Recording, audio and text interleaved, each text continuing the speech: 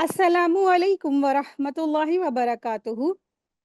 फ़िक्र आखिरत कोर्स में आप सबको खुशामदीद है। अहलन व सहलन मरहबा। आज का हमारा लेसन है सूरह आबसा आयत 21 से आयत 42 तक। अल्लाहुम्मा अग़फ़िर लना क़ब्लल मौती वरहमना इंदल मौती वला तुअज़्ज़िबना बअदल मौती वला तुहासिबना यौमल क़ियामह इन्नका अला कुल्ली शैइन क़दीर। अल्लाहुम्मा इन्नी अऊज़ु बिका मिन अज़ाबिल क़ब्रि व मिन अज़ाबि जहन्नम व मिन फ़ितनतिल महया वल ममाती व मिन शर्रि फ़ितनतिल मसीहिद दज्जाल। रब्बि इश्रह ली सदरी व यस्सिर ली अमरी वहलुल उक़दतम मिन लिसानी यफ़क़हू क़ौली। रब्बि ज़िदना इल्मा रब्बि यस्सिर व ला तुअस्सिर व तम्मिम बिल ख़ैरि व बिका नस्तईन आमीन या रब्बल आलमीन।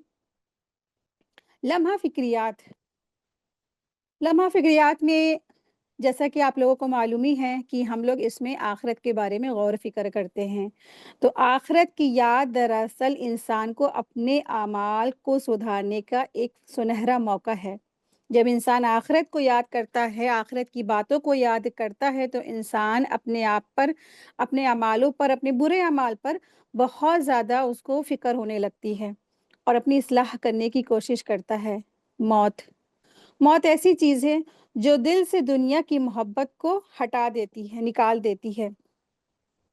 इससे दुनिया की मोहब्बत निकलती है। जब इंसान मौत को याद करता है ना, तो उसके दिल से दुनिया की मोहब्बत निकल जाती है।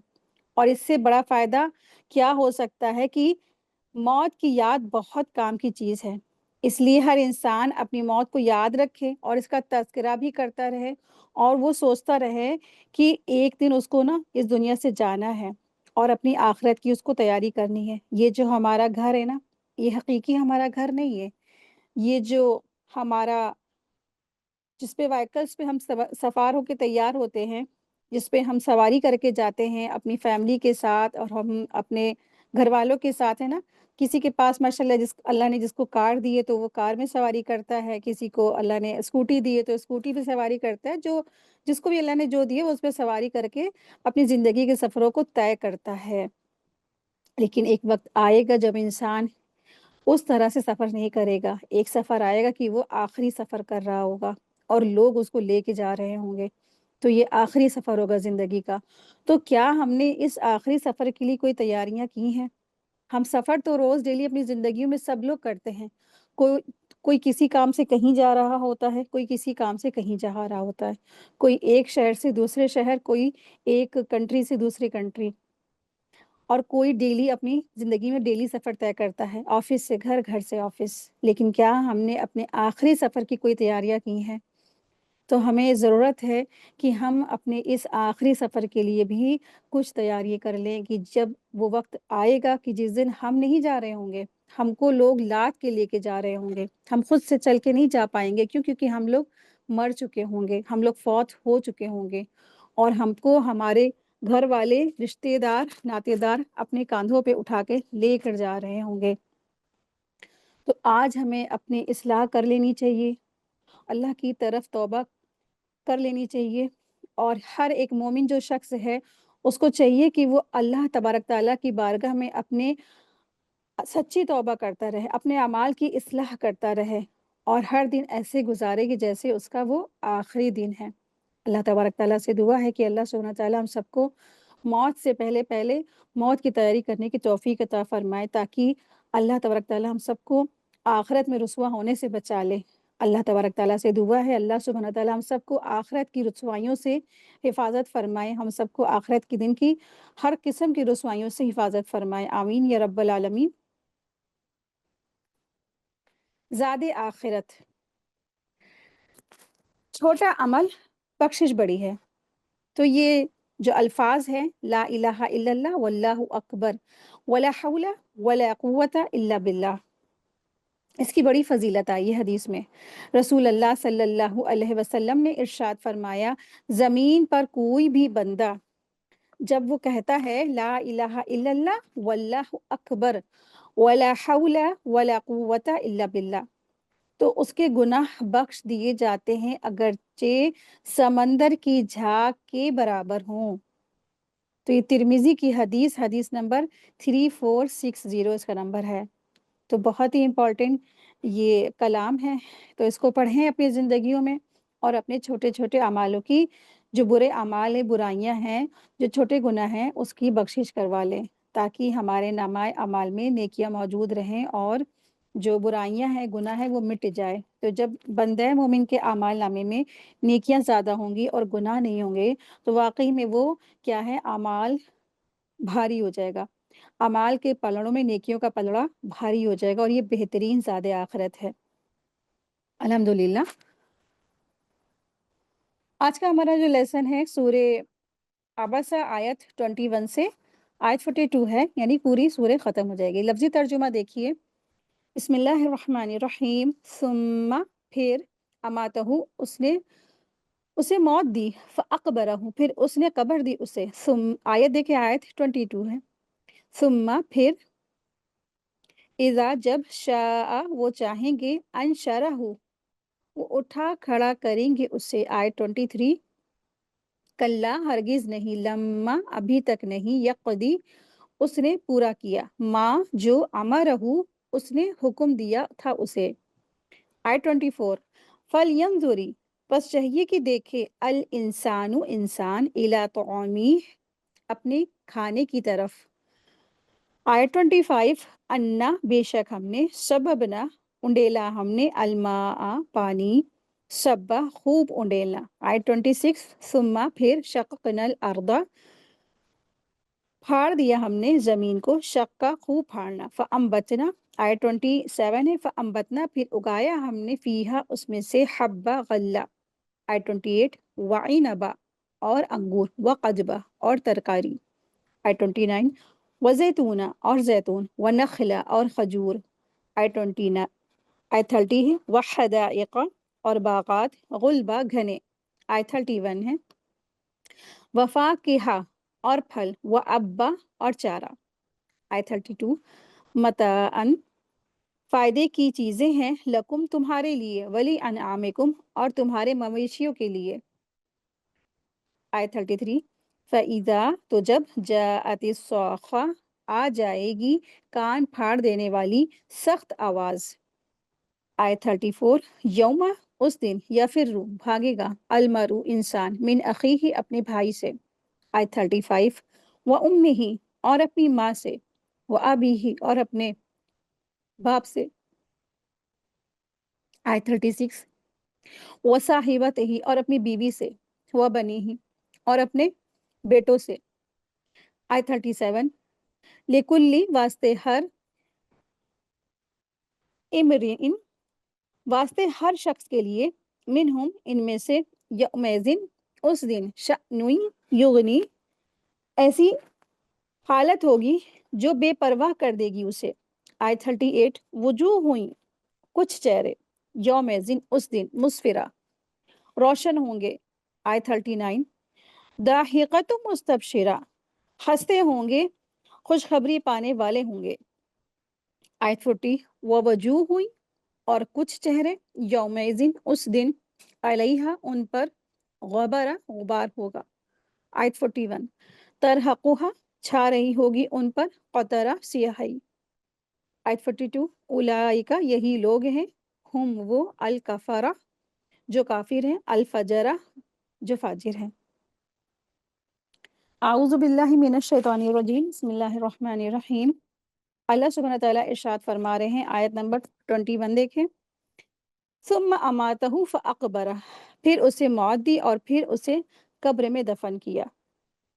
اللہ تبارک تعالیٰ نے انسان کو بہت ساری نعمتیں عطا فرمائی ہیں، اور اللہ تبارک تعالیٰ نے انسانوں کو ان کی نعمتیں یاد دلائی ہیں، اور اللہ تبارک تعالیٰ نے انسانوں کو جو جو نعمتیں دی ہیں ان کا ذکر فرمایا۔ پہلے اس کے خود اپنے نفس میں نشانی ہے، وہ نعمتیں گنوائی، پھر اللہ تبارک تعالیٰ نے انسان کی جو تخلیق ہے نا، اس کی پیدائش کی ابتدا بیان کرنے کے بعد اللہ تبارک تعالیٰ نے اب اس کی انتہا کا تذکرہ کیا جا رہا ہے، یعنی انتہا، اختتام، موت، یعنی موت اور قبر۔ یہ ذکر اللہ تعالیٰ کی انعامات کے سلسلے میں آیا ہے۔ اس سے یہ بات واضح ہوتی ہے کہ انسان کی موت حقیقت میں کوئی مصیبت نہیں ہے، بلکہ ایک بڑی نعمت ہے، رحمت ہے۔ کیوں؟ کیونکہ موت انسان کو دارالقرار، یعنی ہمیشہ کی آباد رہنے والی آخرت کی جگہ تک پہنچانے والی ہے۔ اس لیے دراصل اس موت میں بھی اللہ تبارک تعالیٰ کی نشانی ہے۔ اس آیت میں موت کو بھی ایک نعمت کے طور پر ذکر کیا گیا ہے۔ موت کا احسان ہونا کس طرح سے ہے؟ اس کا اندازہ اس وقت ہوتا ہے کہ جب کوئی شخص کسی بڑی بھیانک بیماری میں بستر پر پڑا ہوتا ہے، وہ تڑپ رہا ہوتا ہے، تکلیف سے بے چین ہو رہا ہوتا ہے۔ اگر موت نہیں آ رہی ہوتی، گھر والے اور رشتہ دار، قرابت دار سب پریشان ہو جاتے ہیں۔ لمبی بیماری ہو گئی، اور پھر آپ دیکھیں کہ کتنا زیادہ ایکسپینسو آج کل علاج ہیں، گھر میں رکھو تو مصیبت، ہاسپٹل میں رکھو تو مصیبت۔ آپ دیکھیں کہ انسان 4-5 مہینے میں انسان پریشان ہو جاتے، گھر والے اوب جاتے، نہ کہ سالوں سال، 20 سال، 25 سال، 50 سال، اس وقت تو خود گھر والے ہی بوڑھے بیمار کمزور ہو جاتے ہیں نا۔ تو اس طرح سے اللہ تبارک تعالیٰ نے موت دے کر کے انسانوں پر بڑا احسان کیا ہے۔ تو لمبی بیماری ہو جانے کی وجہ سے یا مالی خرچے بڑھ جانے کی وجہ سے مریض بھی نا کسی کام کے قابل نہیں رہتا، اور گھر والے قرض دار، پریشان، خستہ حال ہو جاتے ہیں۔ ہر کوئی پریشان، اس وقت دل سے یہی دعا نکلتی ہے کہ یا اللہ، اس جو بیمار شخص ہے نا، اس کے اوپر رحم فرما، اسے موت دے دے تاکہ اسے بھی راحت مل جائے اور گھر والوں کو بھی راحت و سکون مل جائے۔ تو بعض وقت لوگ اس طرح سے دعائیں بھی کرتے ہیں۔ کیونکہ لوگ اتنا پریشان ہو جاتے ہیں۔ اگر موت نہ آتی تو آپ دیکھیں کہ اگر انسان کو نا موت نہ آتی تو یہ زمین انسانوں کے لیے تنگ ہو جاتی۔ آپ نے دیکھا ہوگا کہیں پر کوئی جیسے ڈھانچہ وغیرہ جھاڑیوں میں یا جنگل میں کنکال ایسے نکلتے ہیں تو کیسا بد شکل ایسا ہوتا ہے، نہ کہ جب اپنے ہی رشتہ داروں کا یہ حال دیکھا جاتا کہ سڑک پہ پڑا ہے کوئی رشتہ دار، اور پھر اس کے جسم سے دھیرے دھیرے اس کی جو اسکن ہے اتر رہی ہے، بال اتر رہے ہیں، دانت نکل رہے ہیں، پھر اس میں کیڑے پڑ رہے ہیں، اور پھر وہ دھیرے دھیرے اس کی بوٹیاں غائب ہو رہی ہیں، پھر وہ کنکال بن رہا ہے۔ تو کیا گھر والے یہ چیز دیکھ سکتے؟ قطعی دیکھ نہیں سکتے۔ لوگ بے ہوش ہو کے ان کے ہارٹ اٹیک ہو جاتا۔ تو اللہ تبارک تعالیٰ نے یہ انعام کیا کہ اس کو قبر عطا فرمائی، ایک مومن کو، ایک مسلمان کو، لوگوں کو قبر عطا فرمائی تاکہ ان تمام پریشانیوں سے چھٹکارا ہو سکے، گھر والوں کو سکون اور اطمینان ہو سکے۔ تو اللہ تبارک تعالیٰ نے یہ بہترین انتظام کیا کہ اللہ تبارک تعالیٰ نے قبر کا انتظام کیا۔ تو جو یہ زمین ہے نا انسانوں کے لیے تنگ ہو جاتی، ہر جگہ بھیڑ ہی بھیڑ ہوتی اور سکون و سلامتی ممکن نہیں رہتا۔ رسول اللہ صلی اللہ علیہ وسلم نے ارشاد فرمایا کہ موت تو مومن کے لیے ایک تحفہ ہے۔ رسول اللہ صلی اللہ علیہ وسلم کا ایک کہ آپ صلی اللہ علیہ وسلم نے ارشاد فرمایا، مجھ سے کہا گیا کہ قوم کے سردار نے ایک خوبصورت مکان بنایا، اس میں دسترخوان سجایا اور ایک دائی بھیجا تاکہ سب کو بلائے۔ جس نے اس دعوت کو قبول کیا وہ گھر کے اندر آیا، دسترخوان سے کھانا کھایا اور سردار اس پر راضی ہو گیا، اور جس نے اس پکارنے والے کی بات نہیں مانی وہ باہر ہی رہا، اس نے نہ کھانا کھایا اور نہ مکان میں داخل ہوا، تو سردار اس پر ناراض ہوا۔ تو جو تشبیہ ہے اس میں سردار کون ہے؟ اللہ تبارک تعالیٰ ہے۔ دائی یعنی بلانے والے کون ہے؟ رسول اللہ صلی اللہ علیہ وسلم ہے۔ اور مکان جو ہے اس میں تشبیہ دی گئی اسلام کی، اور دسترخوان کی تشبیہ ہے جنت سے۔ ٹھیک ہے، اس طرح سے تشبیہ دی گئی تھی۔ فَأَقْبَرَهُ، پھر اس کو قبر میں داخل کیا گیا۔ تو یہ بھی ایک بڑی نعمت ہے، ایک بڑا انعام ہے کہ اللہ تبارک تعالیٰ نے انسان کو جانوروں تک نہیں جیسے چھوڑے، جیسے جانور مر جاتے ہیں، سڑ جاتے ہیں، سڑکوں پہ پڑے رہتے ہیں اور بدبویں اڑ رہی ہیں، کوئی سویپر آ کے ان کو ٹھیلے میں رکھ کے اور کھینچ کے اور بانس ڈنڈوں سے لے کے جا رہا ہوتا ہے نا، کتنا لوگ حیران پریشان ہوتے ہیں۔ اگر ایک گھر کے آس پاس کوئی ڈاگی ہی مر جاتا ہے نا، تو کتنا پریشان ہو جاتے ہیں لوگ۔ لیکن اللہ کی کتنی بڑی رحمت ہے، کتنی بڑی رحمت کی اس نے انسان کی جو ہے قبر کے لیے انتظام کیا، انسانوں کو جانوروں کی جیسے مرتا گلتا سڑتا نہیں چھوڑ دیا کہ جب وہ مر جائے تو زمین پر گلتا سڑتا رہے، نہیں، بو مارتا رہے، نہیں، بلکہ اس کو قبر دی۔ اللہ تبارک تعالیٰ نے انسان کے جنازے کو درندوں سے بھی محفوظ کیا۔ اب اگر انسانوں کے جنازے سڑکوں پہ پڑے ہوتے تو ظاہر سی بات ہے اسے کتے، بھیڑیے، شیر، چیتے سب کھا رہے ہوتے نا، لیکن اللہ تبارک تعالیٰ نے عزت کے ساتھ انسانوں کو قبر میں دفن کروایا۔ اللہ تبارک تعالیٰ نے انسان کے جنازے کو درندوں سے بھی محفوظ رکھنے کے لیے اور لوگوں کو حکم دیا کہ میت کو قبر میں دفن کرے۔ قبرہ سے مراد ہے جس کا مطلب ہوتا ہے قبر میں رکھنا۔ اقبرہ یعنی اس میں جب الف لگ جاتی ہے تو اس میں اور زیادہ سختی پائی جاتی ہے، تاکید کے ساتھ یہ لفظ آتا ہے، جس کا مطلب ہوتا ہے کہ کسی کو حکم دینا کہ اسے قبر میں دفن کریں۔ یعنی اللہ تبارک تعالیٰ نے انسان کو اتنی عزت اور اکرام بخشا کہ اس کی لاش کو جانوروں کی طرح زمین پر پڑا نہیں رہنے دیا، بلکہ اسلامی تہذیب میں یہ واجب ٹھہرایا کہ انسان کو غسل دیا جائے، پھر کفن میں لپیٹا جائے، پھر کفن کو خوشبودار کیا جائے، پھر احترام کے ساتھ دفن کیا جائے۔ انسان کی عزت تعظیم یوں کی گئی کہ اسے غسل دیا جاتا ہے، نئے کپڑے پاک صاف سفید لباس میں لپیٹا جاتا ہے، اور پھر عزت اور احترام کے ساتھ دفن کرنا واجب ٹھہرایا گیا۔ تو اس آیت سے پتہ چلتا ہے کہ موت انسان کے لیے ایک سفر کا اگلا پڑاؤ ہے۔ قبر صرف مٹی کا گڈھا نہیں ہے، بلکہ آخرت کی پہلی منزل ہے۔ اللہ تبارک تعالیٰ نے انسان کو دنیا میں بھی عزت والا بنایا اور موت کے بعد بھی عزت کا مقام عطا فرمایا۔ انسان کی موت اور قبر اس کا دفن کیا جانا، یہ سب اللہ تعالیٰ کی رحمت اور تعظیم کی علامت ہے۔ قبر میں جانا نہ کوئی سزا ہے، نہ کوئی بے عزتی، بلکہ یہ عزت اور تکریم کا حصہ ہے، ایک نعمت ہے جو اللہ تبارک تعالیٰ نے صرف اور صرف انسانوں کو بخشا ہے۔ آیت 22 ہے، اللہ تبارک تعالیٰ ارشاد فرما رہے ہیں، ثم اذا شاء انشرہ، پھر جب چاہیں گے اسے زندہ کر دیں گے۔ پھر جب اللہ تبارک تعالیٰ چاہیں گے انسانوں کو دوبارہ اٹھا کر کھڑا کر دیں گے۔ تو یہ آیت قیامت کی طرف سیدھا اشارہ کرتی ہے، یعنی انسان کو اللہ تبارک تعالیٰ نے مٹی سے پیدا کیا، پھر اسے موت دی، پھر اسے عزت سے دفن کروایا، اور اب فرمایا کہ اب جب اللہ تعالیٰ کا حکم ہوگا تو پھر اسے زندہ کر دیا جائے گا۔ جیسے انسان اپنے پیدا ہونے پر اور مرنے کے معاملے میں بالکل بے بس تھا نا، اسی طرح دوبارہ زندہ کیے جانے کے وقت بھی اللہ کے حکم کے سامنے پوری طرح سے مجبور اور بے بس ہوگا۔ نہ پیدا ہونے سے پہلے انسان سے پوچھا گیا کہ اگر تم پیدا ہونا چاہتے ہو تو تمہیں پیدا کریں ورنہ چھوڑ دیں، اور نہ موت کے وقت اس سے پوچھا گیا کہ اگر تم مرنا چاہتے ہو تو موت دے دیں ورنہ تمہیں زندہ چھوڑ دیں۔ اسی طرح قیامت کے دن بھی جب اللہ تعالیٰ کا حکم ہوگا تو انسان کو بنا پوچھے، بنا اختیار کے دوبارہ زندہ کھڑا کر دیا جائے گا میدان محشر میں۔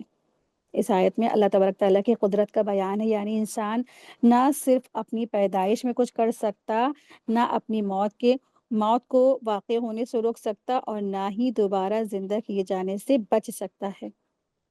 یہ آیت ان لوگوں کو سخت جواب دیتی ہے جو آخرت کے انکاری ہیں یا دوبارہ زندگی کو ناممکن سمجھتے ہیں۔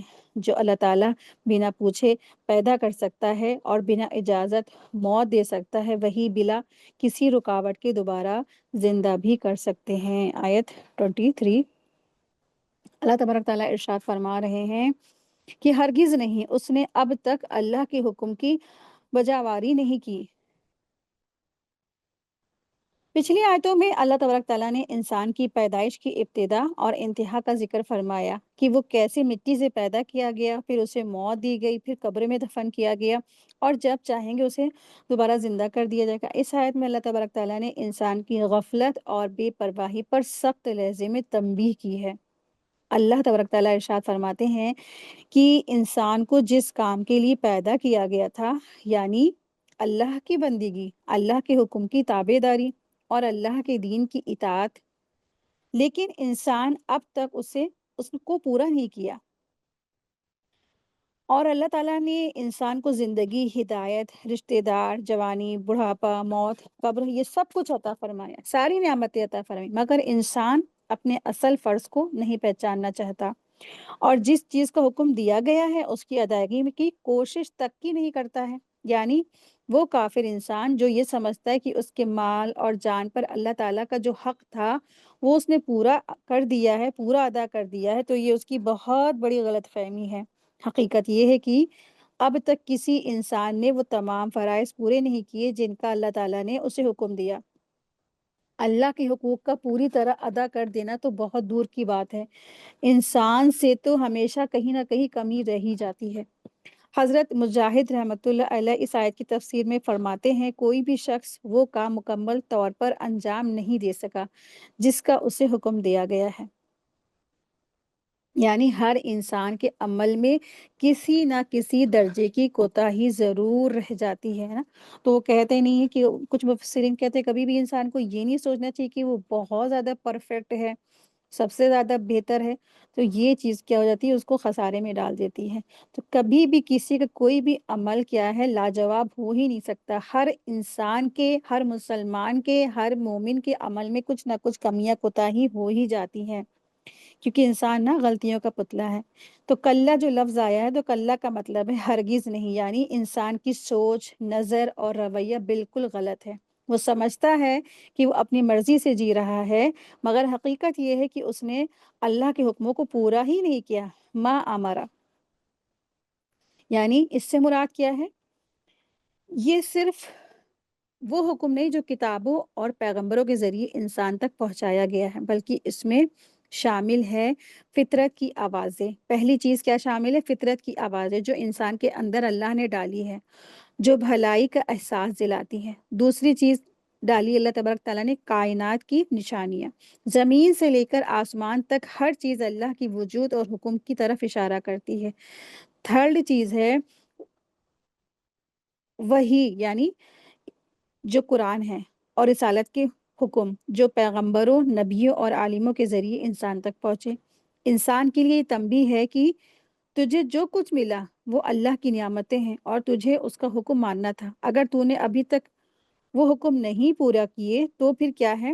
توبہ کر لے اور اپنے فرائض کو پہچان اور اپنے رب کی بندگی کی راہ کو اختیار کر لے۔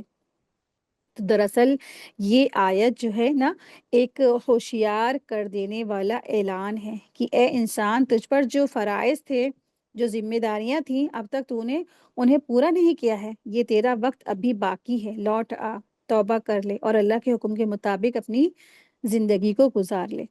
اللہ تعالیٰ سے دعا ہے کہ اللہ تبارک تعالیٰ ہم سب کو اپنے ہر حکم کو سمجھنے، ماننے اور اس پر عمل کرنے کی توفیق عطا فرمائے۔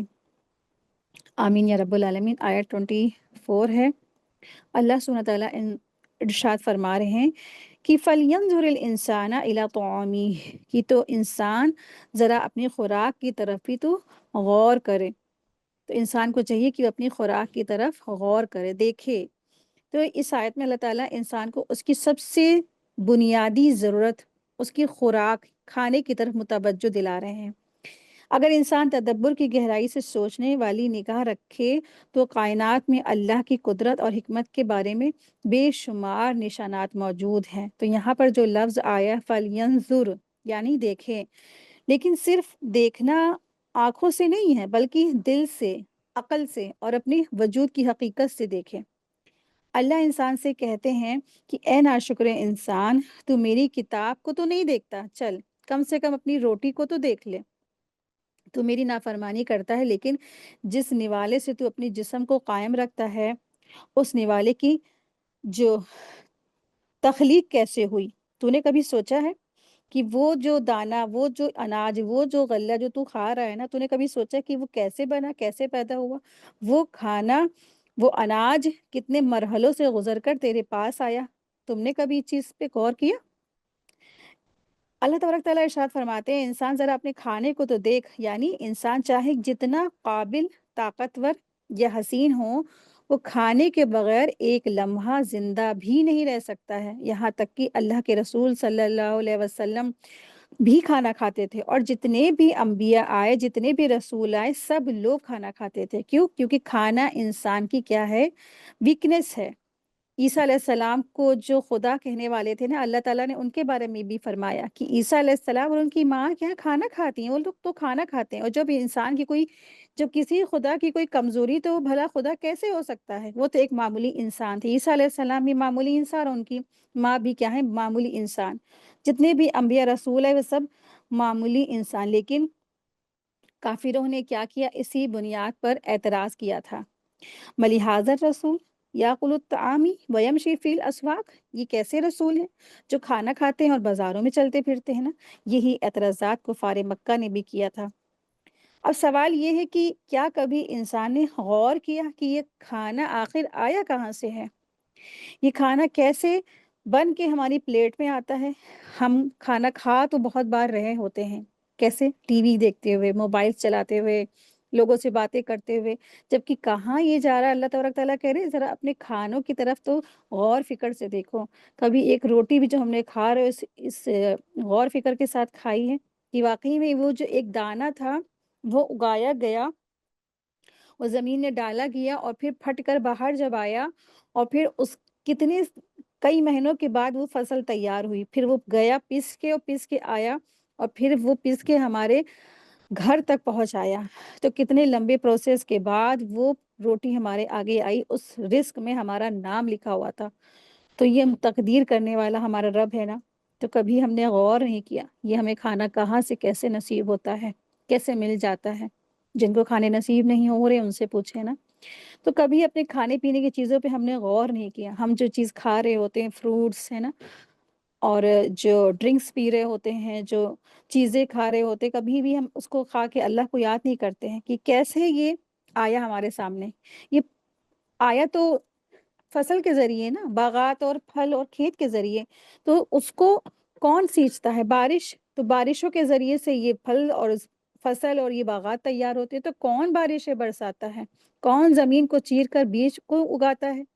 कौन उस खाने को पकाता है, सँवारता है और इंसान तक पहुँचाता है? अगर अल्लाह ताला ये सारे असबाब पैदा ना करते, तो इंसान के बस में कुछ भी नहीं था। अल्लाह तबारक तआला की कुदरत तो देखिए, वो सिर्फ़ खाना ही नहीं देता, बल्कि उसमें रंगतों की बहार है, मुख्तलिफ़ ज़ायके और वैरायटियाँ हैं। हर मख़लूक की ज़रूरत के मुताबिक अलग-अलग खुराक अल्लाह तबारक तआला ने अता फ़रमाई है।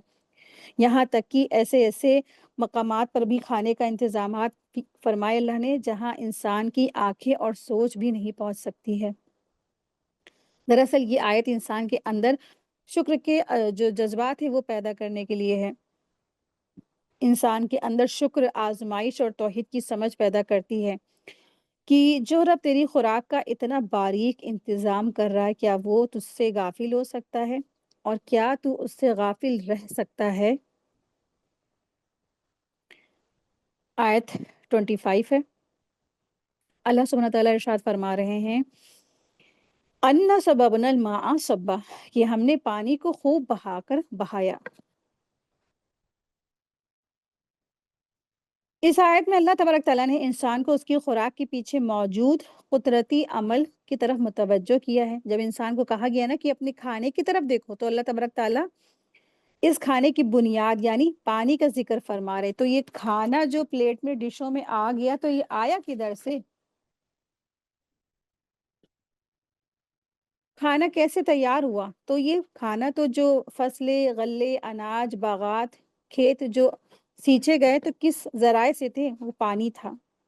अन्ना सबबनल मा'a सब्बा से हुआ। यकीनन हम ही यानी अल्लाह तबारक तआला ही है जो सब कुछ इंतज़ाम फरमा रहे हैं।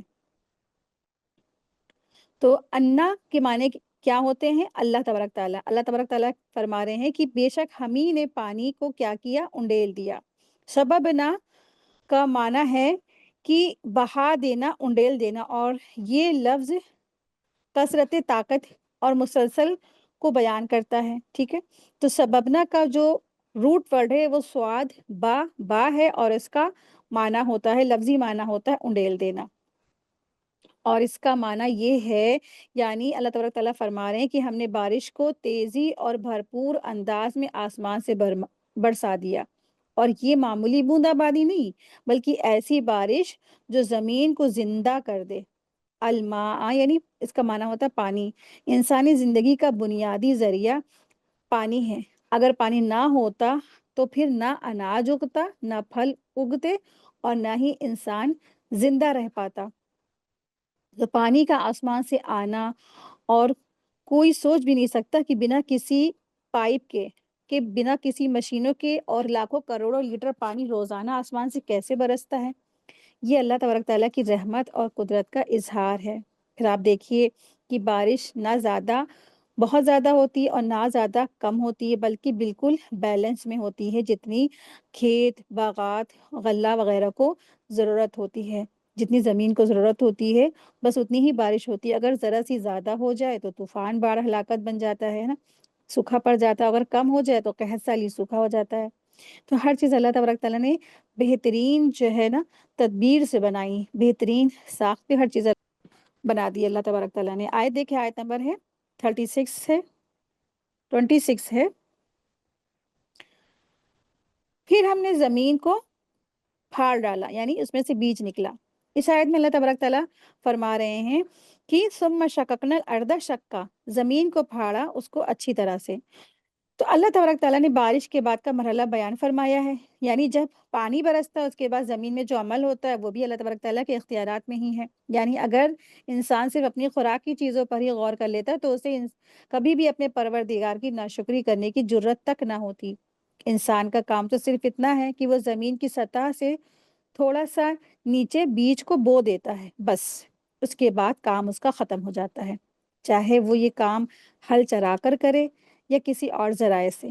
مگر زمین پر بارش کا برسانا اور یہ صرف اللہ تبارک تعالیٰ کا کام ہے، اور یہ بارش کا پانی کبھی ندیوں، نالیوں، دریاؤں اور نہروں سے بھی حاصل ہوتا ہے اور کبھی چشموں اور کنووں سے بھی، لیکن حقیقت میں تو یہ صرف اسی بارش کا جمع ہوا پانی ہوتا ہے۔ جب پانی اور زمین کی اوپری سطح آپس سے ملتے ہیں تو اللہ تبارک تعالیٰ نے اس مٹی میں خاصیت رکھی کہ وہ بیج کو پھاڑ دیتا ہے۔ وہ مردہ اور بے جان بیج جس میں کوئی حرکت نہیں تھی، اللہ کے حکم سے زندہ ہو جاتا ہے اور اس میں زندگی کی لہر دوڑ جاتی ہے۔ وہ دھیرے دھیرے ایک نرم اور نازک کوپل کی شکل اختیار کر لیتا ہے۔ پھر اسی نازک سی کوپل میں جو ہوا کے ہلکے سے جھونکے کو بھی برداشت نہیں کر سکتی، اللہ تبارک تعالیٰ نے اتنی طاقت بھر دی کہ وہ کوپل چند ہی دنوں میں اوپر ڈھکی ہوئی زمین کو چیر کر باہر نکل آتی ہے، جیسے کہ ایک ماں کے پیٹ سے اس کا بچہ نکل آتا ہے۔ پھر یہی بیج دھیرے دھیرے بڑھ کر ایک مکمل پودا درخت بن جاتا ہے۔ اگر اللہ تعالیٰ زمین میں اگانے کی صلاحیت نہ رکھتا، یا بیج میں وہ تمام خصوصیات نہ رکھتا جو درخت میں ہوتی ہے، یا بارش ہی نہ ہوتی، یا بارشیں نہ برساتا، تو انسان کے پاس ایسا کیا ذریعہ ہوتا جس سے کہ وہ اپنی خوراک خود بنا لیتا۔ ہر لقمہ جو ہم کھاتے ہیں وہ اللہ تبارک تعالیٰ کی بنائی ہوئی قدرتی منزلوں سے گزر کر ہمارے پاس آتی ہے۔ تو یہ انسان کو اللہ تعالیٰ کا شکر گزار بنانے والی آیتیں ہیں کہ انسان غور کرے اللہ کی نعمتوں پر۔ آیت دیکھیں، آیت نمبر ہے 27 ہے۔ اللہ سبحانہ تعالیٰ ارشاد فرما رہے ہیں فَأَنبَتْنَا فِيهَا حَبًّا، پھر ہم نے اسی زمین سے اناج اگایا۔ حبہ جو یہاں پہ الفاظ ہیں، حبہ کا جو روٹ ورڈ ہے وہ ہا با با ہے۔ لغوی معنی ہے اس کا بیج، دانہ، اناج کا دانہ، یعنی جو زمین میں بویا جائے اور اس سے جو پودا نکلے، ٹھیک ہے۔ تو حب کا مطلب ہوتا ہے بیج، دانہ، اناج کا دانہ، یا جو زمین میں بویا جائے پھر اس سے جو پودا یا درخت نکلے۔ تو حبہ سے مراد ہے وہ تمام اناج، گیہوں، جو، مکہ، باجرہ وغیرہ جن سے انسان کو خوراک اور رزق حاصل ہوتا ہے۔ اللہ تبارک تعالیٰ ارشاد فرما رہے ہیں کہ انسان خود نہیں اگا سکتا ہے، بلکہ اسے اگانے والے کون ہیں؟ اللہ تبارک تعالیٰ ہے۔ اسے زمین سے اللہ تبارک تعالیٰ اگاتے ہیں۔ یہ جب اللہ تبارک تعالیٰ کی قدرت سے زمین سے نکلتے ہیں بیج بونا، تو اسی صرف انسان کا کام ہے، اور وہ جو زمین میں جانے کے بعد جو بیج ہے وہ واپس کیسے پودا بن کے باہر نکلتا ہے، یہ تو صرف اور صرف اس کا اگانا تو صرف اللہ تبارک تعالیٰ کے اختیارات میں ہے۔ آیت 28 ہے وَعِنَبًا وَقَضْبًا، اور انگور اور چارہ بھی۔ اللہ سبحانہ تعالیٰ ارشاد فرما رہے ہیں کہ اللہ نے ساتھ ساتھ جو ہے انسان کے لیے نیوٹریشس چیزیں بھی اگائیں، اور پھر اللہ تبارک تعالیٰ نے وٹامنوں سے بھرپور، طاقت سے بھرپور اللہ تبارک تعالیٰ نے فروٹس بھی اگائے، اور انگور اور چارہ گاہ بھی۔ تو اس آیت میں اللہ تبارک تعالیٰ نے ان نعمتوں کا ذکر فرمایا ہے جو بیج اور اناج کے علاوہ انسان اور جانوروں کے لیے اگائی جاتی ہیں۔ وَعِنَابًا یعنی انگور، اس کے معنی ہوتے ہیں انگور، یہ انسان کے لیے لذیذ پھل ہے جس میں غذائیت بھی ہوتی ہے، مٹھاس بھی ہوتی ہے اور فائدے بھی ہوتے ہیں۔ قدبہ، قدبہ کا روٹ ورڈ ہے قاف ضاد با، جس کا مطلب ہوتا ہے کاٹنا، کاٹ کر الگ کرنا، کسی چیز کو چھانٹنا۔ قدبہ کا مطلب ہے ہر وہ ہری، نرم، تازہ سبزی یا چارہ جو زمین سے اگتی ہے، کاٹی جاتی ہے اور انسان یا جانور کے کام آتی ہے، مثلاً ہری تازہ سبزیاں یا پتے دار ساگ سبزی، گرین لیوز، نرم پودے جو جانوروں کا چارہ بنتے ہیں، پیڑ کی نرم اور تازہ ٹہنیاں وغیرہ۔ انسانوں کی سبزیاں اور جانوروں کا چارہ کو کدبہ کہتے ہیں، مثلاً جیسے پالک ہے نا، یہ انسان کھاتے ہیں، پالک، میتھی، دھنیا، پودینہ، یا نرم جو چیزیں ہوتی ہیں جیسے گاجر، مولی، ککڑی، یہ سب ساری چیزیں جو ایسی سلاد والی چیزیں، اس کو بھی کدبہ کہتے ہیں۔ اور پھر جانوروں کے لیے جو چارہ ہے جیسے بھوسا ہے، گنے کی پتیاں ہیں یا گھاس ہے، یہ ساری چیزیں اس میں کدبہ میں آتی ہیں۔ تو اس آیت میں کدبہ کا ذکر کیوں کیا گیا ہے؟ تو انسان کو اللہ تبارک تعالیٰ یہ یاد دلا رہے ہیں کہ اللہ تبارک تعالیٰ نے اس کی ضرورت کی چیزیں، تمام چیزیں، پھل، سبزیاں، چارہ، اور یہ سب کچھ اللہ تبارک تعالیٰ نے اپنی رحمت اور قدرت سے پیدا کیا ہے، اور انسان کو چاہیے کہ وہ اللہ تبارک تعالیٰ کا شکر گزار بن کے رہے۔ کدبہ میں انسان اور جانور دونوں کی غذا شامل ہے، یعنی تازہ ہرا بھرا چارہ جو جانوروں کے کھانے کے لیے گھاس، پتے اور دوسرے چارہ کی چیزیں ہیں، یہ بھی اللہ تبارک تعالیٰ زمین سے ہی اگاتے ہیں۔ آپ دیکھیں کہ اگر یہ جانور نہ کھاتے تو ہمیں دودھ کہاں سے نصیب ہوتا، ہمیں جو سویٹرز کہاں سے نصیب ہوتے، ہمیں گرم شالیں کہاں سے نصیب ہوتی، کیونکہ کچھ جانور ہیں وہ تو یہ سب گھاس پھوس کھا کر ہی اپنی زندگی گزارتے ہیں نا۔ ان کے سامنے اگر آپ میٹ رکھ دیں گے، بکرا رکھ دیں گے تو وہ نہیں کھائیں گے، وہ تو صرف یہ گھاس پھوس چارہ کھا کے زندہ رہتے ہیں۔ تو اللہ تبارک تعالیٰ نے انسان کی بھی غذا کو اگایا، اور پھر ساتھ ساتھ اس کے جو جانور ہے، پالتو مویشی، ان کی بھی غذا کا بھی انتظام کیا۔ دونوں اللہ تعالیٰ کی رحمت سے زمین سے نکلتی ہیں، اور ہر لقمہ، ہر پھل، ہر نوالا اللہ تبارک تعالیٰ کی نعمت کا پیغام ہے۔ آیت 29، پھر اللہ سبحانہ تعالیٰ ارشاد فرما رہے ہیں وَزَيْتُونَ وَنَخْلًا، اور زیتون اور کھجور کے بھی درخت بھی اللہ تبارک تعالیٰ نے اگائے ہیں۔ اس آیت میں اللہ تعالیٰ نے دو اور قیمتی نعمتوں کا ذکر فرمایا ہے۔ زیتون ایک برکت والا پھل ہے جس سے تیل نکلتا ہے، جو کھانے کے لیے اور دوا کے لیے اور روشنی کے کام آتا ہے۔ قرآن میں کئی جگہ پر اس کا ذکر بھی ہوا، سورہ التین میں بھی اس کا ذکر آیا ہے، جیسے والتین والزیتون ہے نا۔ اور پھر اللہ سبحانہ تعالیٰ نے دوسری جو سب سے بڑی نعمت ہے اس کا ذکر فرمایا ہے، کھجور۔ نخلا کے معنی ہوتے کھجور۔ کھجور عرب کی زندگی کا اہم حصہ ہے، غذائیت سے بھرپور ہے اور ہر موسم میں موجود رہتی ہے، اور سالوں تک محفوظ رہنے والا پھل ہے، یعنی بنا اس کو ریفریجریٹر کیے ہوئے اس کو انسان سالوں رکھ سکتا ہے اپنے گھر میں۔ تو انگور، عنب اور زیتون، ان دونوں کے لیے کیا ہے، اللہ تبارک تعالیٰ نے کافی اس میں انسان کے لیے فائدے رکھے ہیں۔ انگور یہ ایک لذیذ اور آسانی سے ملنے والا پھل ہے۔ انگور سے شربت، کشمش، سرکہ اور دوا بنائی جاتی ہے، اور ہر انسان چاہے وہ غریب ہو چاہے امیر اس کا استعمال کرتا ہے۔ اس میں غذا، طاقت اور لذت تینوں چیزیں موجود ہیں، جبکہ زیتون، اس کا جو درخت برکتوں والا ہے اور پاک مانا گیا ہے۔ اس کا تیل قرآن میں نور کا ذریعہ بتایا گیا ہے، اور یہ مالش اور کھانے کے لیے اور علاج کے لیے اور روشنی کے لیے استعمال ہوتا ہے۔ بہت سے لوگ اپنے گھروں میں اس کو لالٹین کے لیے یوز کرتے ہیں نا، جہاں پہ لائٹس وغیرہ نہیں ہوتی ہے۔ تو انگور اور زیتون کا ذکر اس لیے فرمایا اللہ تبارک تعالیٰ نے کہ یہ ایسی نعمتیں ہیں جو ہر انسان کو کبھی نہ کبھی ضرور حاصل ہوتی ہیں، اور ان میں انسانی فائدوں کی بھی بہت سی صورتیں جمع ہیں۔ یہ اللہ کی قدرت اور رحمت اور حکمت کی زندہ مثالیں ہیں، نہ صرف غذا ہے بلکہ شفا ہے اور روشنی کا بھی ذریعہ ہے، برکتوں کا ذریعہ ہے۔ تو انسان کھائے اور اللہ کا شکر ادا کرے۔ آیت دیکھیں، آیت نمبر ہے 30۔ اللہ سبحانہ تعالیٰ ارشاد فرما رہے ہیں وحدائق غلبا، اور گھنے گھنے باغات یہ اللہ تبارک تعالیٰ نے اگائے ہیں۔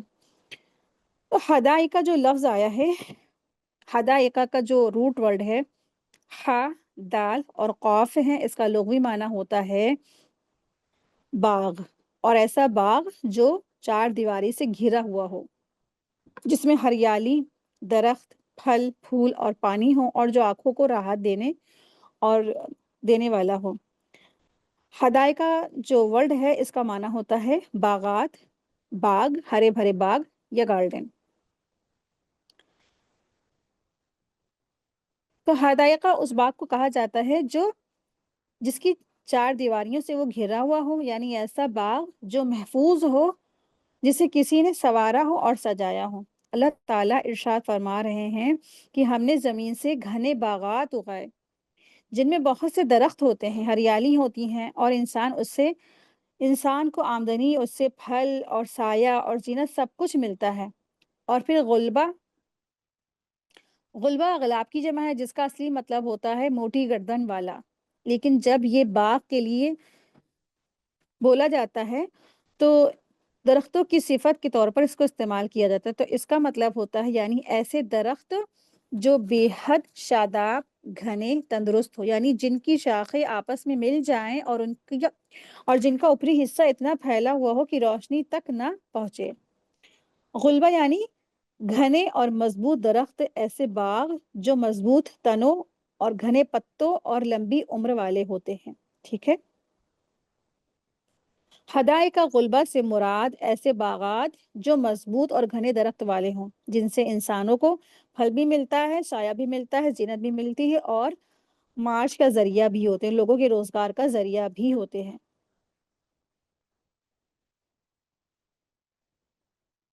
آیت 31 ہے۔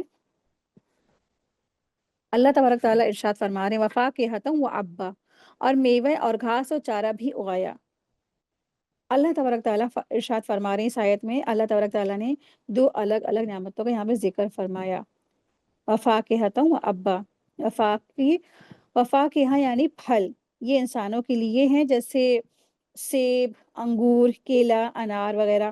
ان کا ذائقہ اور خوشبو غذائیت انسان کے لیے نہ صرف فائدہ دیتی ہے بلکہ زندگی میں لطف بھی شامل کرتی ہے، تو انسان کھا کے بھی اس کو خوش ہو جاتا ہے۔ ٹھیک ہے، پہلی چیز تو انسان کے لیے یہ چیز طاقت کے لیے بھی ہوتی ہے، قوت کے لیے بھی ہوتی ہے، اور پھر جو کھاتا ہے اس کو کیا ہوتا ہے، اس کو خوشی بھی، مسرت بھی محسوس ہوتی ہے ان فروٹس کو کھا کے۔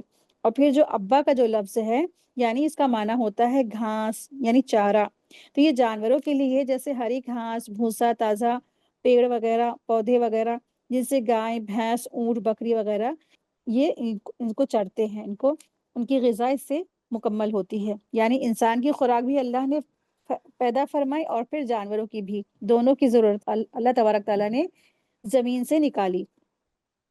آیت 32 ہے،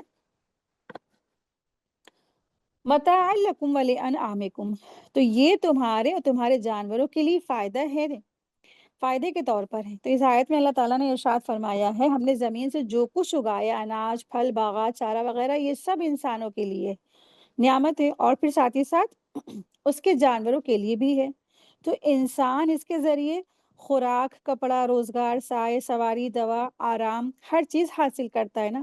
پھر ساتھ میں جانور اس سے غذا اور تندرستی حاصل کرتے ہیں، اور یہ جانور ہی انسان کے لیے دودھ، گوشت کا کام، اور پھر اس پہ سواری، اس پہ کھیتی کے کام آتے ہیں۔ ہر نعمت جو زمین سے نکلتی ہے اللہ کی رحمت ہے، اور انسان کو چاہیے کہ وہ ان پر غور کر کے اپنے رب کا شکر ادا کرے، نہ کہ غافل بن کر زندگی گزارے۔ اب دیکھیں کہ یہ جو غور فکر ہے نا، صرف وہی لوگ کر سکتے ہیں جو قرآن کو تدبر سے پڑھتے ہیں۔ جو صرف تلاوت کر لیتے ہیں، ان کے گلے سے یہ باتیں کیا اترتی ہوں گی؟ بالکل نہیں۔ جب وہ سمجھ کے پڑھتے ہیں نا، تب ان کو پتہ چلتا ہے ایک ایک آیت کی گہرائی، معنی، مفہوم، سب کچھ۔ آیت 33 دیکھیں، اللہ سبحانہ تعالیٰ ارشاد فرما رہے ہیں فَإِذَا جَاءَتِ الصَّاخَّةُ، پھر جب آ جائے گی دھماکہ کرنے والی آواز۔ اب یہاں سے قیامت کے بارے میں اللہ سبحانہ تعالیٰ نے ارشاد فرمایا ہے، تو یہاں پر قیامت کا منظر کشی کھینچی گئی ہے کہ قیامت کے دن کے جو حالات ہوں گے، اس دن جو واقعات ہوں گے، اس دن جو حال ہونے والا ہے، اس کا یہاں پر نقشہ کھینچا گیا ہے۔ تو اس سے پہلے کی آیتوں میں انسان کی پیدائش اور اس کی دنیاوی زندگی کا ذکر کیا گیا تھا، اور اسے انسان کو غور فکر کی دعوت دی گئی تھی۔ اب یہاں سے اس کی آخرت کی زندگی اور اس کے اچھے یا برے انجام کا بیان شروع ہو رہا ہے۔ الساخہ، ساخہ عربی میں سخ، اور اس آواز کو کہتے ہیں جو کانوں کو بہرا کر دے۔ ٹھیک ہے، تو ساخہ یعنی عربی میں اس آواز کو کہتے ہیں جو کانوں کو بہرا کر دے، یعنی ایک بہت ہی سخت اور تیز اور خوفناک آواز جو کانوں کے پردے پھاڑ دے۔ صاخہ یہ قیامت کی ایک زبردست ہلا دینے والی چیخ یا آواز ہے، ایسی آواز جو کانوں کو پھاڑ دے، حیران اور بے حال کر دینے والی ہوگی۔ مفسرین کہتے ہیں یہ سور کی آواز ہوگی جسے حضرت اسرافیل علیہ السلام پھونکیں گے۔ یہ آواز اتنی تیز ہوگی کہ انسان، جن، جانور سب بے ہوش اور فنا ہو جائیں گے۔ اور یہاں آیت میں صاخہ سے مراد قیامت ہے، اور یہ پہلے سور کے وقت، جو پہلا سور پھونکا جائے گا اس وقت کی حالت کو بیان فرمایا جا رہا ہے کہ جب قیامت آئے گی نا اور سور کی آواز اتنی زیادہ تیز، ہولناک، رعبدار ہوگی کہ لوگ سنتے ہی بہرے ہو جائیں گے، اور اس وقت ہر انسان خوف، حیرت اور پریشانی میں اپنے ہی حال پر گھبرایا ہوگا۔ ہر شخص کو اپنی نجات کی اتنی فکر ہوگی کہ وہ اپنے سب سے قریبی رشتہ دار، ماں باپ، بیوی، بچے، بھائی کو دیکھ کر بھی ان سے بھاگے گا۔ کیوں بھاگے گا؟ یا تو اس ڈر سے کہ کہیں کوئی اس سے اپنے کسی حق کا مطالبہ نہ کر دے، یا پھر اس وجہ سے کہ کوئی پریشانی اور بدحواسی کو نہ دیکھ لے، یا پھر یہ یقین ہو جائے گا کہ آج کسی کو کوئی فائدہ نہیں دے گا، تو پھر جب کسی کی طرف دھیان دینا ہی بیکار ہے۔ جب کوئی کسی کو فائدہ نہیں دے گا تو کیا کرنا اس طرف دھیان دے کے نا۔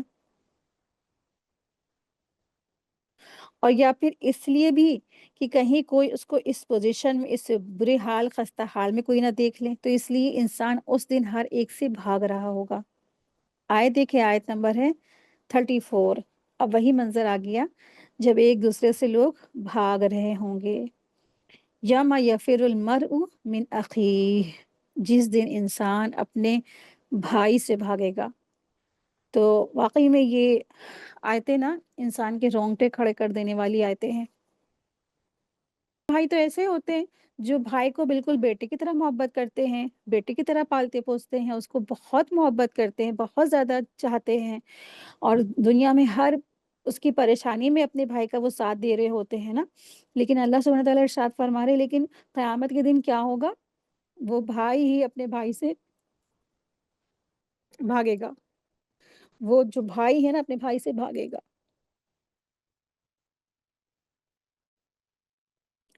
اس آیت میں نا قیامت قیامت کے دن کی انسان کی جو حالت ہوگا اس کا ذکر کیا گیا ہے۔ اللہ تبارک تعالیٰ ارشاد فرما رہے ہیں کہ وہ دن اتنا سخت اور خوفناک ہوگا کہ انسان اپنے سگے بھائی سے ہی بھاگ جائے گا۔ بھائی جو دنیا میں سب سے قریبی رشتہ ہوتا ہے، جس کا ساتھ سکھ دکھ میں انسان ہمیشہ چاہتا ہے، وہ بھی اس دن بوجھ لگے گا۔ قیامت کی ہولناکی، حساب کی سختی اور انجام کا ڈر اتنا بڑھ جائے گا کہ انسان کو اپنے بھائی کی طرف دیکھنا بھی گوارا نہیں کرے گا۔ یہ انسانی رشتوں کے ٹوٹنے اور ہر شخص کے خود میں مشغول ہونے کی انتہا ہوگی۔ اس آیت میں اللہ تبارک تعالیٰ انسان کو آگاہ فرما رہے ہیں کہ تیاری کر لو اس دن کے لیے جب کوئی بھی اپنا کام نہیں آئے گا، نہ باپ، نہ بھائی، نہ اولاد۔ میدان محشر میں انسانوں کی حالت ایسی ہوگی کہ ہر شخص کو اس کا نامہ اعمال جو ہے دے دیا جائے گا۔ ہر انسان کو اس کا اعمال نامہ دے دیا جائے گا۔ جن کے اعمال نامے ان کے دائیں ہاتھ میں دیے جائیں گے، ان کے چہرے خوب روشن اور خوش خرم ہو جائیں گے، اور جن کو ان کے اعمال نامے بائیں ہاتھ میں یا پیٹھ کے پیچھے سے دیے جائیں گے تو ان کے چہرے گرد آلود اور سیاہ اور ذلت بھرے ہو جائیں گے۔ وہ اپنے اعمال نامے کو دیکھ کر پچھتائیں گے، ہاتھ کاٹیں گے، انگلیاں چبا جائیں گے اور کہیں گے کاش آج ہماری جگہ کسی اور کو پکڑ لیا جاتا۔ قیامت کے دن ہر شخص خود میں الجھا ہوا ہوگا۔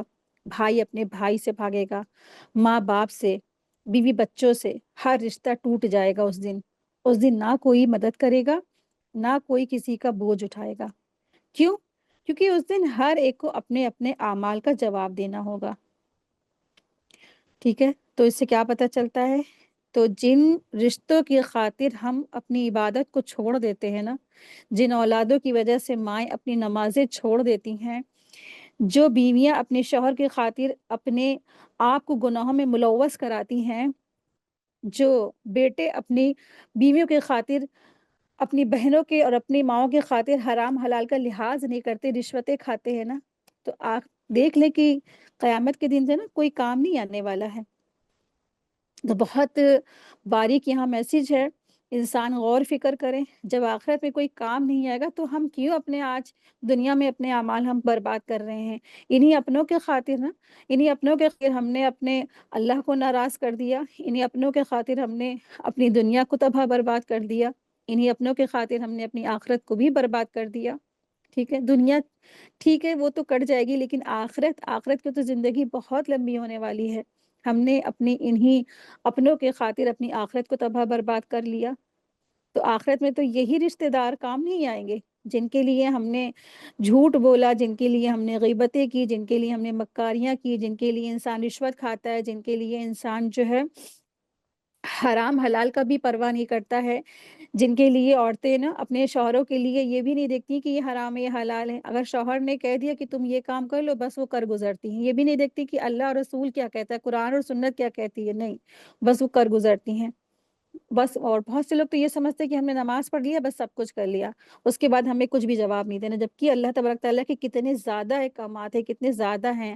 انسان سے نا اس کے اعمال کے بارے میں پوچھ تاچھ ہوگی کہ تم نے دنیا میں کیسی اپنی زندگی گزاری، اپنا وقت تو نہیں برباد کر کے آئی، اپنا ٹائم تو نہیں برباد کر کے آئی، فضول خرچیاں تو کر کے نہیں تم آ گئی، جو اپنے مال تو نہیں تم برباد کر کے آ گئی، جو اولادیں تمہارے سرپرستی میں تھے تم نے ان کی کیا اچھی تربیت کی یا بری تربیت کی، یا تمہارے ہاتھ میں جو تمہارے پیسہ تھا تم نے فضول خرچی میں تو نہیں اڑا کر آ گئی۔ تو یہ سب پوچھ ہونے والی ہے اس دن۔ لیکن جو ہے وہ جو شوہر دنیا میں اتنی محبت کرتا تھا نا، لیکن قیامت کے دن وہ شوہر دور بھاگے گا، وہ بیوی جو اتنی محبت کرتی تھی قیامت کے دن وہ سب دور بھاگے گی۔ سب سے زیادہ دنیا میں کون چاہتا ہے؟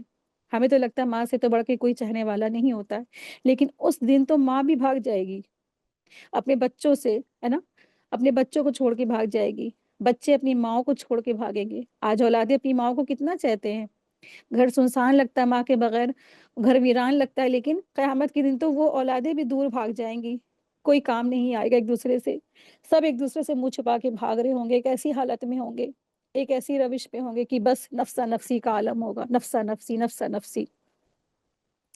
حضرت عائشہ رضی اللہ عنہا فرماتی ہیں کہ ایک بار جہنم کو یاد کر کے رو رہی تھی، رسول اللہ صلی اللہ علیہ وسلم نے ارشاد فرمایا، اے عائشہ کس چیز نے تجھے رلا دیا ہے؟ انہوں نے کہا میں نے جہنم کی آگ کو یاد کیا ہے اور رو پڑی۔ رسول اللہ صلی اللہ علیہ وسلم، کیا آپ قیامت کے دن اپنے گھر والوں کو پہچان پائیں گے؟ یعنی کہ آپ صلی اللہ علیہ وسلم سے وہ سوال کرتی ہیں، آپ صلی اللہ علیہ وسلم نے ارشاد فرمایا، 3 موقع ایسے ہوں گے جب کوئی کسی کو یاد نہیں کرے گا۔ پہلا موقع ہے جب اعمال تولے جائیں گے اور یہ معلوم نہیں ہوگا کہ نیکیوں والا پلڑا بھاری ہوگا یا ہلکا ہوگا۔ دوسرا موقع جب نامہ اعمال دیے جائیں گے، تب ہر کوئی بے تابی سے دیکھے گا کہ اسے دائیں ہاتھ میں ملتا ہے یا پیٹھ کے پیچھے سے بائیں ہاتھ میں۔ تیسرا موقع جب جہنم کے اوپر پلسرات رکھا جائے گا اور ہر شخص اس پر سے گزرے گا۔ یہ ابو داؤد کی حدیث تھی۔ اللہ تبارک تعالیٰ سے دعا ہے اللہ سبحانہ تعالیٰ ہم سب کے آخرت کے سارے مرحلوں کو آسان کر دے، آمین یا رب العالمین۔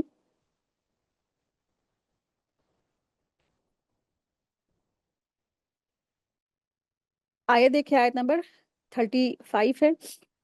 اللہ سبحانہ تعالیٰ ارشاد فرما رہے ہیں، وہی قیامت کا منظر ہے اور ہر انسان ایک دوسرے سے بھاگ رہا ہوگا، اور اپنی ماں سے اور اپنے باپ سے بھاگ رہا ہوگا۔ آیت 36 دیکھیں، اور اپنی بیوی سے اور اپنی اولاد سے بھاگے گا۔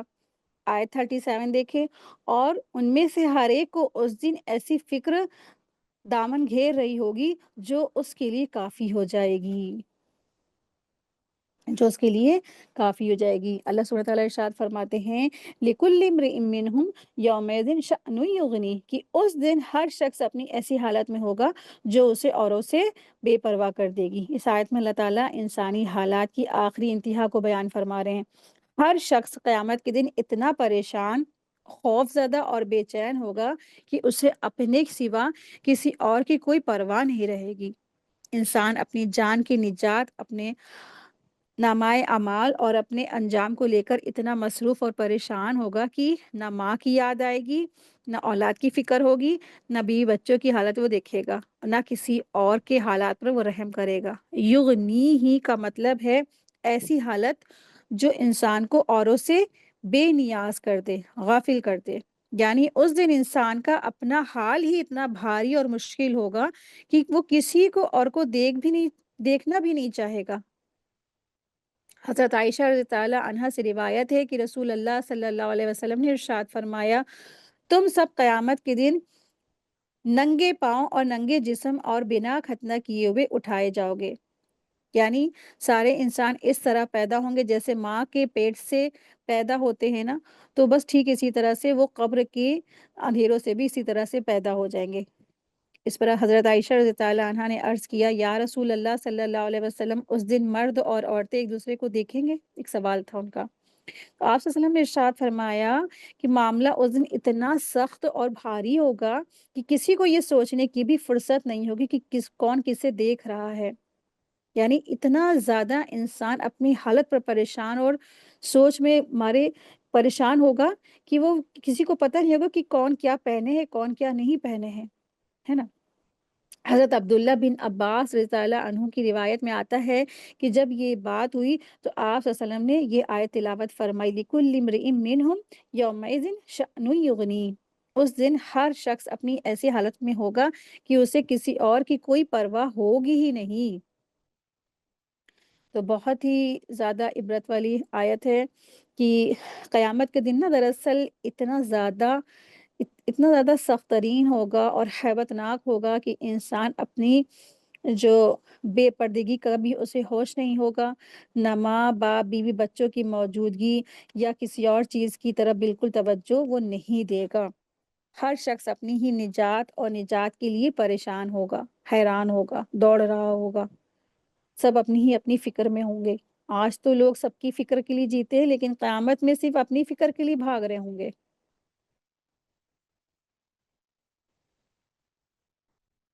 آیت 38 دیکھیں۔ اب یہاں سے ان لوگوں کا تذکرہ ہے جو لوگ اچھے کام کرتے تھے دنیا میں رہ کے، اور انہوں نے اچھی کوششیں کی، تو اس دن قیامت کے دن کچھ لوگوں کے جو چہرے ہوں گے، کچھ لوگوں کے چہروں سے ان کے اعمال جھلک رہے ہوں گے۔ یعنی جنہوں نے دنیا میں رہ کے اچھے اچھے کام کیے ہوں گے تو ان کے چہرے آخرت میں روشن ہوں گے، خوبصورت ہوں گے، چمکدار ہوں گے۔ اللہ سبحانہ تعالیٰ ارشاد فرماتے ہیں، وجوہ یومئذ مسفرہ، اس دن بہت سے چہرے روشن ہوں گے، تو کچھ چہرے ایسے ہوں گے جو قیامت کے دن چمک رہے ہوں گے، روشن ہوں گے۔ تو اس دن خوش نصیب لوگوں کے چہرے روشن ہوں گے، ان کے چہروں پر تازگی اور خوشی ہوگی، مسرت ہوگی، اور ان کے چہرے نعمتوں سے فیضیاب ہونے کے بارے میں بھی جان کر روشن ہو جائیں گے۔ ابن عباس رضی تعالیٰ عنہما کہتے ہیں یہ قیام اللیل کی وجہ سے ہوں گے، یعنی کہ جو روشن چہرے ہوں گے ان کے، وہ راتوں کو جگنے کی وجہ سے ہوں گے، یا پھر رات کی نماز کی کثرت کی وجہ سے چہرے دن کی طرح ان کے چمک رہے ہوں گے۔ ایک اور حدیث میں ہے کہ کچھ لوگوں کے جو چہرے چمک رہے ہوں گے اس وجہ سے کیونکہ ان کے وضو کی آثار کی وجہ سے ان کے چہرے چمک رہے ہوں گے، اور کچھ لوگوں کے چہرے اس لیے بھی چمک رہے ہوں گے کیونکہ وہ اللہ کے راستے میں غبار آلود ہوتے تھے، یعنی کہ دنیا میں رہ کے اللہ کے راستے میں فی سبیل اللہ جاتے تھے اور ان کے چہروں پہ ڈسٹ لگ جاتی تھی، تو لیکن اللہ کے جب اللہ نے قائم فرمائی اور پھر قیامت کا دن واقع ہوا تو ان کے چہرے کیا تھے؟ چمک رہے تھے۔ تو میدان محشر میں جو لوگ ہوں گے وہ دو گروہوں میں تقسیم ہو جائیں گے، ہر شخص کی پہچان اس کے چہرے سے ہی ظاہر کر دی جائے گی۔ جو لوگ اللہ کی فرما بردار اور متقی پرہیزگار ہوں گے ان کے چہرے روشن، خوشگوار اور مسکراتے ہوئے ہوں گے، ان کے چہروں سے سکون، تسکین اور کامیابی کی لہریں ٹپک رہی ہوں گی۔ کیوں؟ کیونکہ یہ لوگ دنیا میں ایمان اور نیک اعمال کے راستے پر چلتے رہے۔ داہکتم مستبشرہ، جو ہنستے ہوئے اور حشاش بشاش ہوں گے، یعنی کہ جو یہ نیک لوگ ہوں گے ان کے چہروں پر خوشی جھلک رہی ہوگی۔ آپ نے دیکھا ہوگا دنیا میں جب کوئی نا انسان کو بہت بڑی نعمت ملتی ہے، اس کی خواہش پوری ہوتی ہے تو اس کا چہرہ کتنا خرم خوشحال ہو جاتا ہے۔ ٹھیک اسی طرح سے جب نیک لوگوں کو قیامت کے دن اللہ تبارک تعالیٰ کامیابی کی خوشیاں دیں گے نا، اور پھر اعمال نامے سیدھے ہاتھ میں ملیں گے نا، تو پھر ان کا جب رزلٹ اچھا گزر جائے گا تو پھر وہ خوشیاں منا رہے ہوں گے، چہروں سے ان کی خوشیاں ظاہر ہو رہی ہوگی۔ پھر دوسری طرف جو دوسرا گروہ ہے ان کے بارے میں یہاں سے ذکر ہو رہا ہے، آیت 40 دیکھیں، اور بہت سے چہرے اس دن غبار آلود ہوں گے، لیکن دوسری طرف کچھ لوگ ایسے بھی ہوں گے جن کے چہرے اداس، غرد آلودہ اور بدحواسی کا شکار ہوں گے۔ ان کے چہروں سے ظاہر ہو رہا ہوگا کہ اندر سے بھی وہ غمگین ہے، شرمندگی اور افسوس میں وہ ڈوبے ہوئے ہیں۔ یہی وہ لوگ ہوں گے جو دنیا میں نافرمانی، بدعملی اور گناہ کے راستے پر چلتے رہے۔ ان کی شکلیں بتا رہی ہوں گی کہ وہ کس انجام کو پہنچنے والے ہیں۔ اس طرح حشر کے میدان میں لوگ دو گروپ میں بٹ جائیں گے، ایک نیک لوگ اور ایک بد قسم کے جو لوگ ہوں گے، بد کردار جو لوگ ہوں گے۔ تو غبرہ جو لفظ آیا یعنی غبار، گرد غبار، اور قطرہ کا معنی ہوتا ہے سیاہی اور اداسی کی چادر، یعنی وہ لوگ جو اللہ کے حکموں کو ٹھکرانے والے تھے، کافر و فاجر، جو نہ تو اللہ کی عبادت کرتے تھے اور نہ اس کے حکموں کی پرواہ رکھتے تھے، یہی وہ لوگ ہوں گے جو آج کی دنیا میں مفلس مسلمانوں کا مذاق اڑاتے تھے تو انہیں ذلیل سمجھتے، لیکن قیامت کے دن حقیقت کھل کر سامنے آ جائے گی۔ ہر چہرہ اس کی دنیاوی زندگی کا آئینہ ہوگا۔ جو دنیا میں لوگ دوسروں کو حقیر سمجھتے تھے، تکبر میں مبتلا تھے اور انکاری تھے، لیکن آخرت میں ان کے چہروں پر گرد آلود ہوگی، ان کے سیاہ چہرے کر دیے جائیں گے، اور ان کے چہروں پر کیا ہوگا؟ سیاہ ہو رہی ہوں گی، چہرے سیاہ کر دیے جائیں گے۔ آیت 41 دیکھیں، جن پر سیاہی چڑھی ہوئی ہوگی تو ترحقوہا قطرہ، یعنی ان کے جو چہرے ہوں گے اس کے اوپر زبردست جو ہے وہ کالے ہوں گے اور سیاہ ہو جائیں گے۔ ایک تو چہرہ غرد آلود، اور پھر کیا ہے؟ روشن کے اپوزٹ سیاہ ہو جائیں گے، ان کے چہرے بالکل سیاہ ہو جائیں گے اور ان کے چہروں پر افسوس ظاہر ہو رہا ہوگا۔ آیت دیکھیں، آیت اولئک هم الکفرۃ الفجرہ، یہی لوگ ہیں جو کافر اور فاجر ہیں۔ اس آیت میں اللہ تبارک تعالیٰ نے ان لوگوں کا حقیقی تعارف کرا رہے ہیں جن کے بارے میں پچھلی 2 آیتوں میں فرمایا کہ ان کے چہروں پر غبار، سیاہی اور ذلت چھائی ہوئی ہوگی۔ اب بتایا جا رہا ہے کہ آخر یہ لوگ ہیں کون؟ الکفرہ۔ تو الکفرہ کا روٹ ورڈ ہے کاف فا را، اس کا مطلب ہوتا ہے ڈھانک دینا، چھپا دینا۔ عرب میں کسان جب بیج زمین میں دفن کرتا تھا تو اسے کفرہ کہا جاتا تھا۔